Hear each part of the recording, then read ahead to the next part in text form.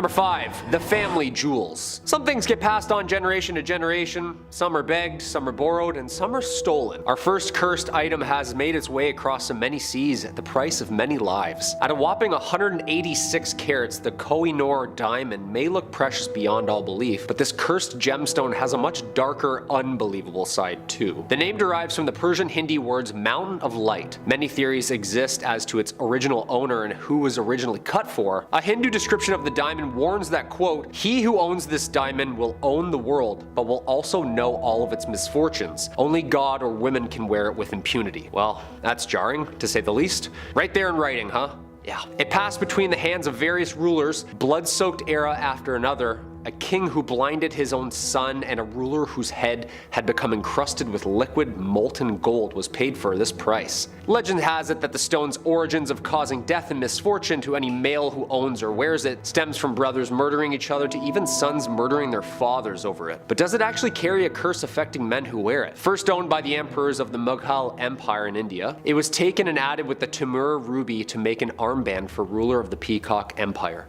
The diamond then went to Sikh Maharaja Ranjit Singh. After his death, his 5-year-old son Duleep Singh, the last Maharaja of the Sikh Empire, would be the last male who ever seemed to wear it. Since being owned by the British royal family, and oddly enough, it's only ever been worn by females.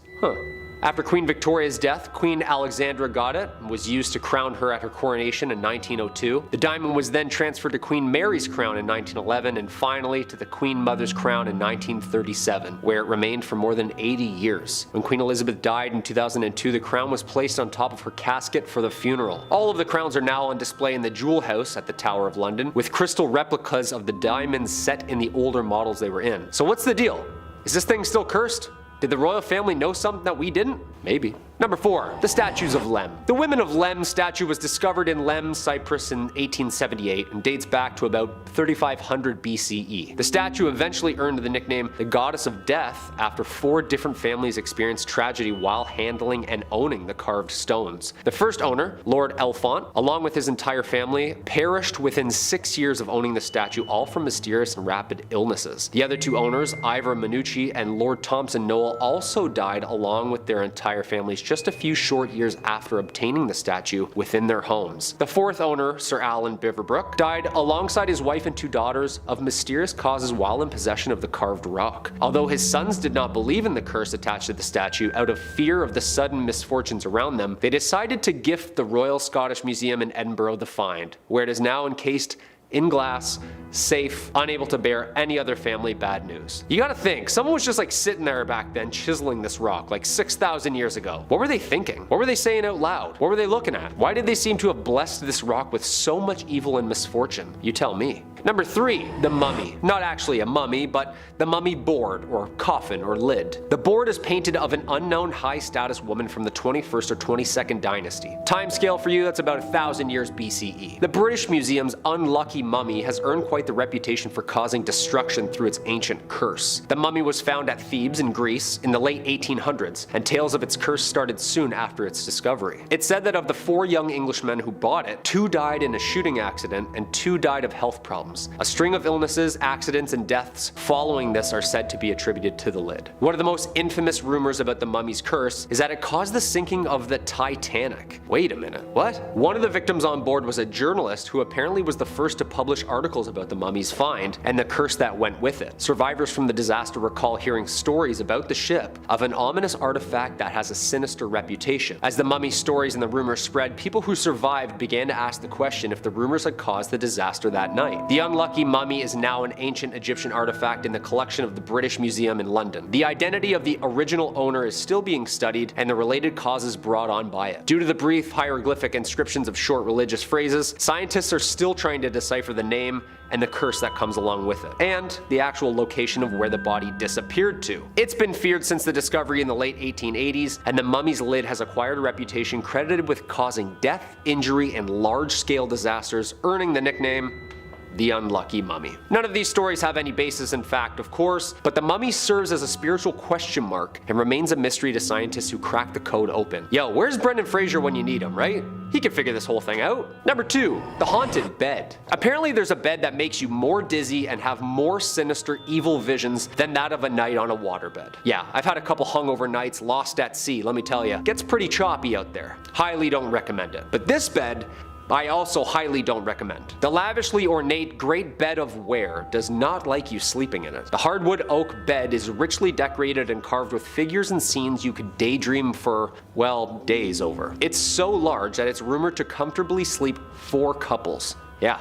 Talk about a California king. There's a tale that suggests that the bed was made in the 15th century for King Edward IV by a very gifted carpenter, but through the years found itself being passed between the inns of ware where commoners were able to sleep in it, break the legs, and apparently cover it head to toe in graffiti. Yeah, the disrespect alone. The defacing got so bad that apparently the ghost of the maker haunts those who are not of royal blood. Basically not blessed by God to rule. It's so old and so haunted that apparently people who spend the night are woken up violently by specters watching them sleep. Apparently there are so many initials carved into the wood, images drawn on it, that it's hard to know who actually the bed was originally fitted for, and who actually cursed it. Some researchers believe that the curse surrounding the bed could have actually been carved into it with symbols and text that hexed the next user. Whatever its history, it's haunted.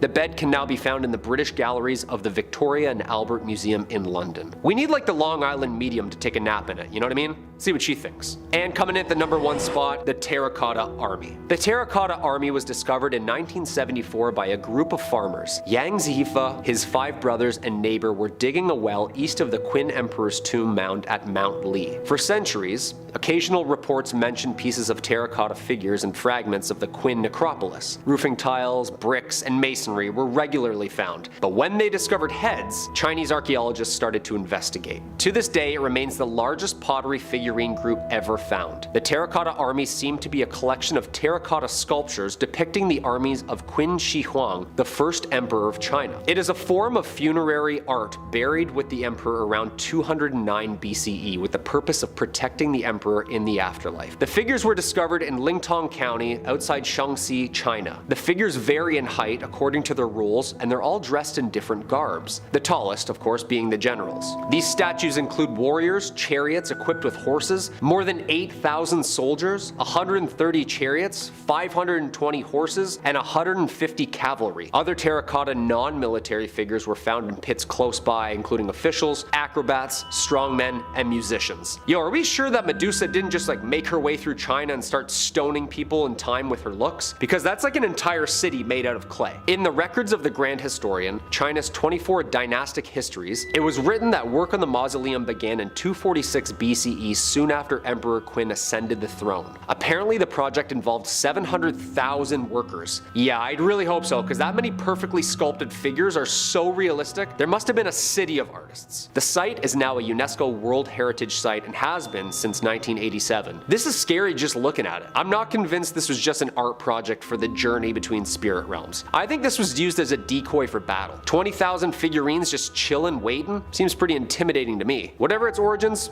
it's jarring to look at. What do you think? Well, there you have it, folks. 5 cursed items that scare historians so much that literally all of these are tucked away safe in a museum with lots and lots of security cameras. I don't think anyone's breaking in to steal a haunted bed, but who knows, maybe these items have more cursing to do. Number 5 on this list is Robert the Doll. Robert the Doll is one of the most haunted and cursed dolls on the entire planet. Ghosts and Gravestones says the story of Robert the Doll dates back to the early 1900s when a young boy named Eugene Robert Otto was given a one-of-a-kind handmade doll by a servant that worked for his parents in his home. Eugene, who everybody called Gene, named the doll Robert and quickly became attached to his new friend. The home where Eugene lived, now called the Artist's House, is located at 534 Eaton Street and was built between 1890 and 1898. It was here that Eugene was given Robert the doll and where a friendship that lasted lasted throughout his lifetime and beyond was forged. While he seemed like an ordinary cloth doll, it wasn't long before Robert was involved in strange and somewhat terrifying events. The first hint that something out of the ordinary was happening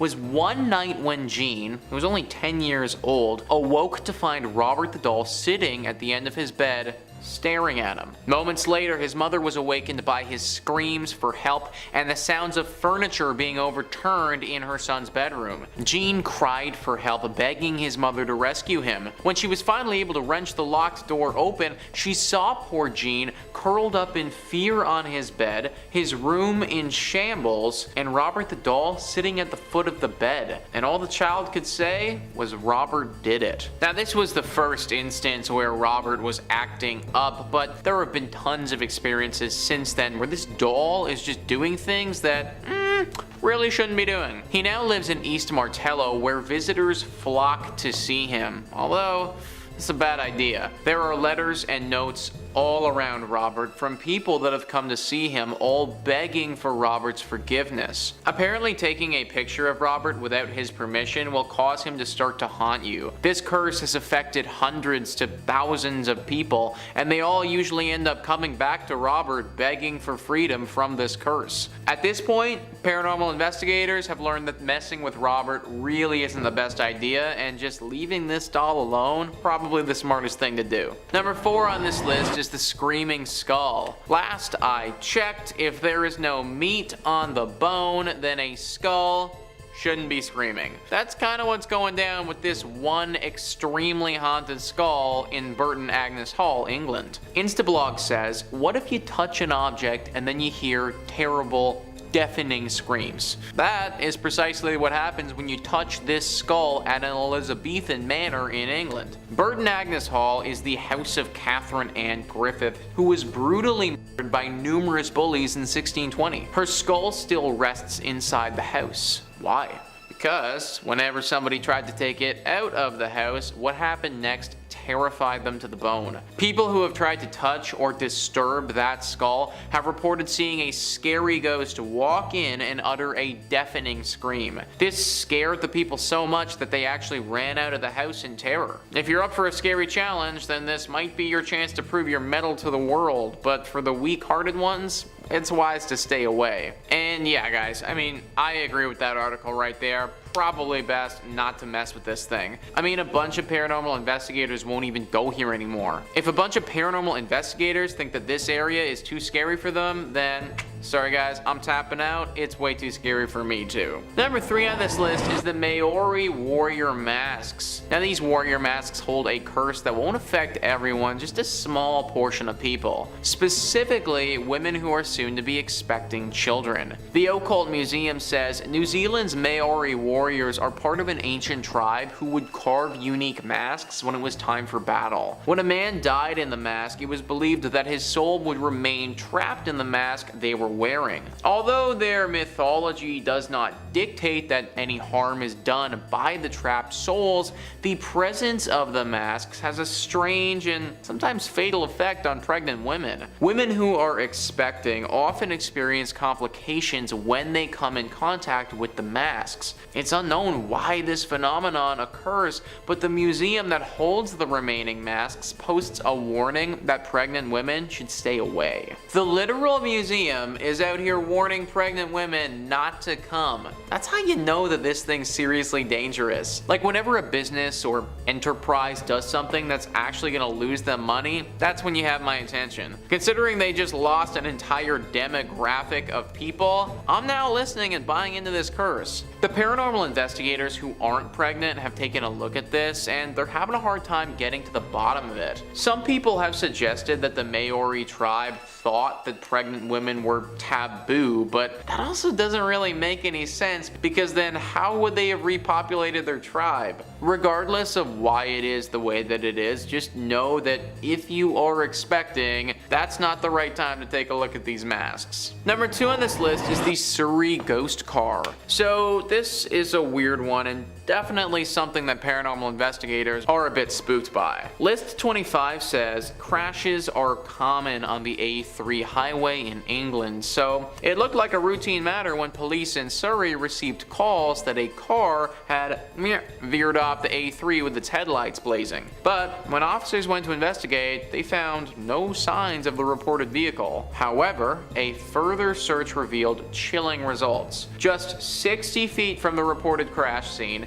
and buried in twisted undergrowth was the remains of a wrecked car containing a decomposing body of a young man who, as the police estimated, had crashed there 5 months earlier. Therefore, what the witnesses reported might have been a ghostly apparition of the original car. Now, how on earth does that make any sense at all? You know what, let me answer that for you.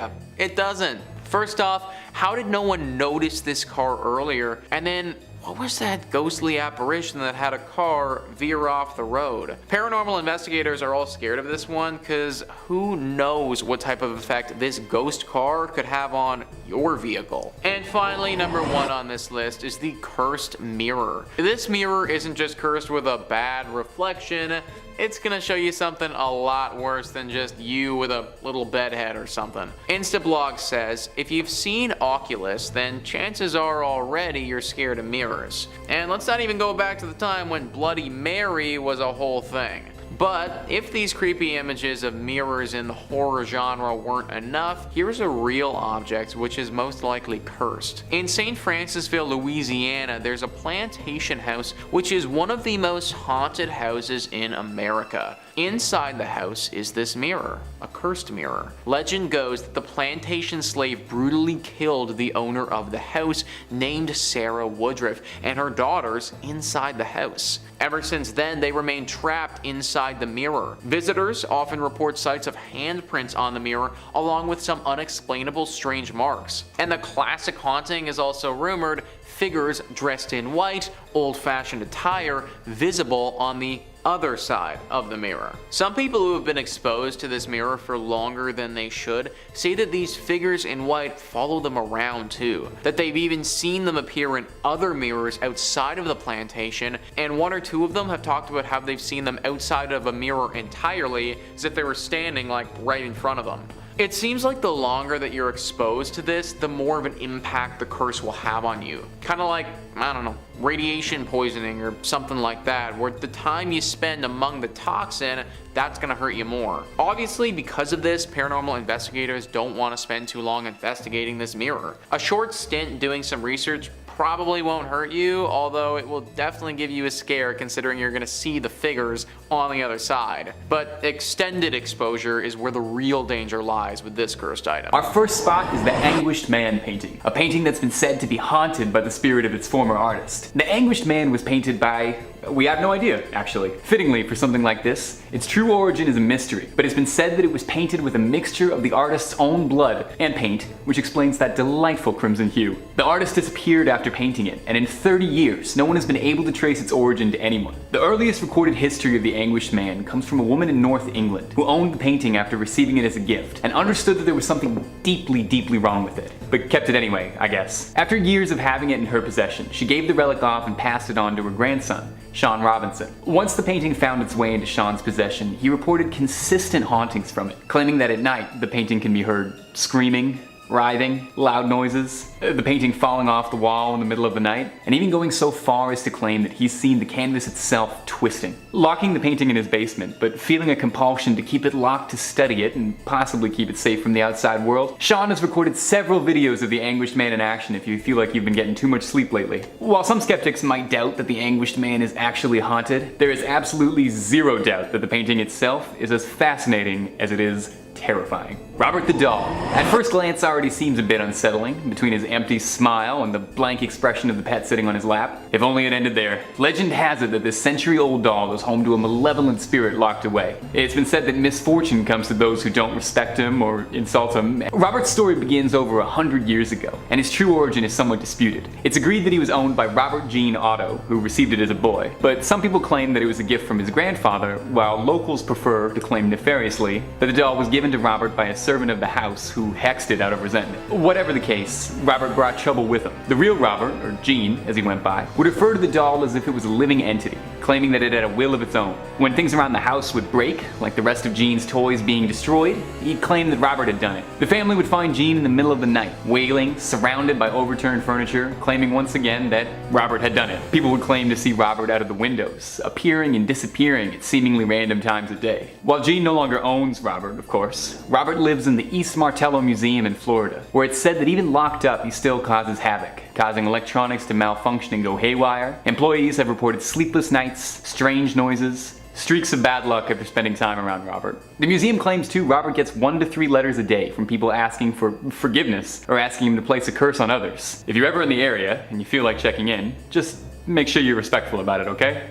You never know. Number 3, the Delphi sapphire. The Delphi sapphire is a seemingly beautiful gem that carries with it a dark legacy. It's also known as the Gem of Sorrow, named for the misfortune it brings upon all those who've owned it. Its first owner was a British cavalryman named Colonel Ferris, who stole the gem from a sacred temple in India in the 18th century. Soon after returning to England, he was plagued with financial destitution, bringing his family to the brink of collapse. Shortly after this, his family all started to develop debilitating diseases. Ferris suspected that the gem was responsible for these wrongdoings, and attempted to pass it off to a family friend who fell gravely ill immediately after taking it in. Shortly after Ferris's friend passed, the gem was bought by Edward Heron Allen, a scientist who similarly experienced his life falling apart after acquiring the gem. In a desperate attempt to free himself of the curse, Edward threw the gem into Regent's Canal, thinking that he'd freed himself of the accursed stone. Sadly, much like the one true ring, this gem wasn't going to stay at the bottom of a river. It was fished out of the canal and quickly sold to a local jeweler, who recognized the stone as one he had mounted onto a ring for a client, one Edward Heron Allen.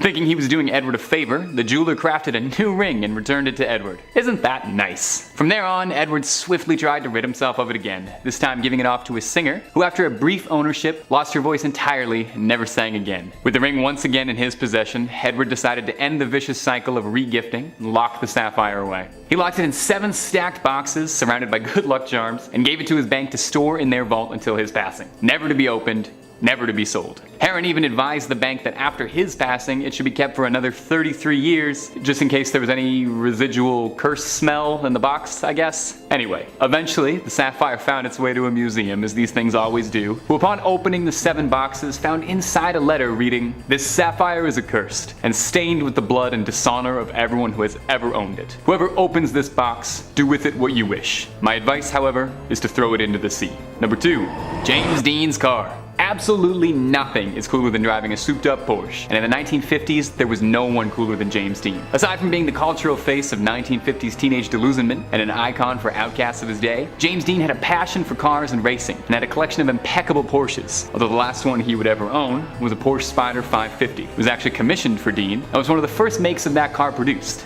A souped-up Porsche capable of race speeds, it seemed like the perfect car for a hot-headed rebel. But from the moment he got it, people were wary. A friend of Dean's, actor Alec Guinness, wrote in his diary after meeting James with the car that the sports car looked sinister to me. Exhausted, hungry. I found myself saying in a voice I could hardly recognize, "Please never get in that car. You will be found dead." Normally any friend telling you outright not to get into a car would be worth paying attention to, but I feel like special triple warning should be heeded if it was Obi-Wan Kenobi telling me not to do it. Sure enough, Dean ignored, went ahead and raced the car anyway, leading to a tragic car accident that would claim the actor's life. Shortly thereafter, the Spyder was chopped for parts, where its engine was bought by Dr. William Eskrick and installed in his own car. The suspension and transmission of the Spyder was given to Eskrick's colleague and fellow doctor and racing enthusiast, Troy McHenry. In a race in 1956, both doctors driving cars with the Porsche's old parts both crashed, leading to the death of McHenry and injuring Eskrick. Somehow, not learning any lessons, the self-proclaimed king of customs, George Barris, purchased the mangled wreck of the 550, hoping to rebuild it as a tourist attraction, where it was sold to the National Safety Council as a harrowing display of road safety. In 1959, while in storage, the car spontaneously caught flame. The tires were sold to a private buyer who had them burst on the road, causing them to careen off. And finally, in 1960, while in transit from Miami, the car disappeared entirely. The whereabouts of the car and its pieces are currently unknown, with the only confirmed part left being a transaxle that was found in Massachusetts. And finally, at our number one spot, the Devil's Rocking Chair. When we think of a devil sitting atop a throne, our mind isn't likely to conjure up the image of a rocking chair. That's more for kindly old grandparents. But for the Glatzel family, it was all too real. Seemingly an unassuming piece of leisure furniture, this twisted piece of haunted mahogany became the focus of one of America's most notorious exorcisms. In the early 1980s, the young son of the Glatzel family, David Glatzel, claimed that he was being plagued by nightmares of a creature with jagged teeth, twisted horns, and hooves. And the family was worried, as the boy wasn't really the kind to make things up. The boy insisted that he would see this beast sitting in the chair, rocking, watching him, laughing, threatening to steal his soul away. You know, regular old imaginary friend stuff. The visions persisted and even manifested physically, with David waking up in the middle of the night with scratches, bruises, and cuts, as well as red marks around his neck, as if something had been grabbing his throat. He would convulse during the night, and a family member would watch him sleep, as he would have seizures repeatedly. David started to hiss and growl at his family, and even was reported to have spoken tongues, quoting from the Bible. Eventually it became too much for the family to bear, and professional help was brought in from, who else? Ed and Lorraine Warren, who performed multiple exorcisms, and brought in a series of priests to try and quell the spirits inside the house. Lorraine asserts that she saw the chair levitate in her time there. After a final exorcism, it's reported that the demon left young David, but found its way into his sister's fiance, one Arn Johnson. She reported the same growls, hissing, as well as slipping into periodic trances he couldn't be shook from. Tragically, Arn was involved in a conflict that led to the death of his landlord, and when he stood trial for it, insisted that he hadn't acted on it, but rather it was the demon possessing him that made him do it. He was locked away. After these dark events, the chair was kept away in storage, for fear that its evils might seep into the rest of the world. It resides now in the Haunted Museum, owned by Zach Baggins himself, one of the world's foremost experts on the paranormal, and a sort of modern successor to the Warrens, who's indisputably the wisest man to be owning something like this. Let's just hope he's not looking to get comfortable in it anytime soon.